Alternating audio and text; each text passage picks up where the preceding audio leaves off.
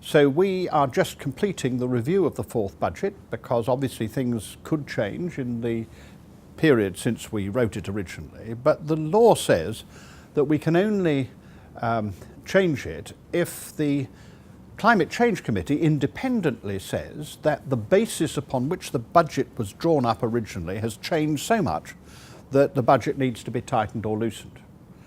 And in that case, if we make that recommendation, the government can either accept it or not accept it.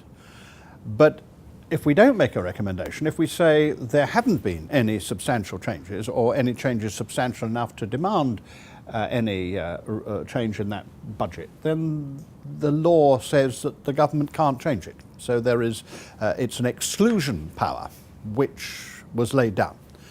People who think that fracking is the end of the world and will be really ghastly, the NGOs, the greenies of the extreme kind, are just wrong. It's not going to tilt the earth off its axis, and we're not going to have ghastly situations.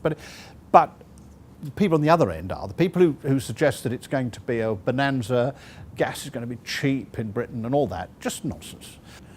But what is exciting here is that we've understood how you balance the immediacy of democracy with the long-term needs of society. And that's very tricky. And that's the achievement of the Climate Change Act. And that's what gives the underpinning security, which doesn't happen yet elsewhere. And you only get it in a country like China, where you have a different sort of system, where you know that the system is able to operate like that. Democracy always has the difficulty that we have to win elections. The Climate Change Act makes that much less an impediment, and therefore we get the best of both worlds.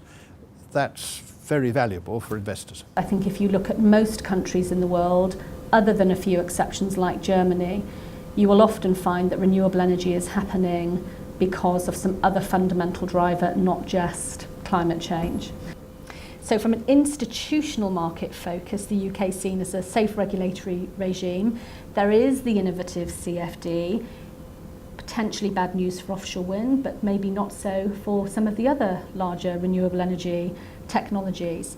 The UK in particular is probably one of the most attractive markets in Europe, and it still has some way to go because of the impact on offshore wind that will allow onshore wind and solar to grow some more at a time when we thought its time had come.